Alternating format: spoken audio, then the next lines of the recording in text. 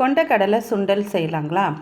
அதுக்கு கொண்டக்கடலையை ஒரு 8 மணி நேரம் ஊற வச்சு அதுக்கப்புறமா வேக வச்சு நல்லா சாஃப்டாக இருக்கிறப்போ அதில் இருக்கிற தண்ணியை இருத்து வச்சுக்கோங்க. அந்த தண்ணியில் ரசம் வச்சுக்கலாம், அதனால் அதை வேஸ்ட் பண்ண வேண்டாம். அது இருத்ததுக்கப்புறமா அதில் கொஞ்சம் உப்பு போட்டு அதை விட்டுருங்க. இப்போ பேனில் கொஞ்சமாக எண்ணெய் விட்டு கடுகு, உளுத்தம்பருப்பு, காஞ்ச மிளகாவை கையிலேயே நல்லா நசுக்கி போட்டுக்கோங்க. அதுவும் கொஞ்சம் பெருங்காயத்தூள் இதெல்லாம் போட்டுட்டு கருவேப்பிலை போட்டு இந்த கொண்டக்கடலை உப்பு போட்டதை இதில் இப்போ சேர்த்துருங்க.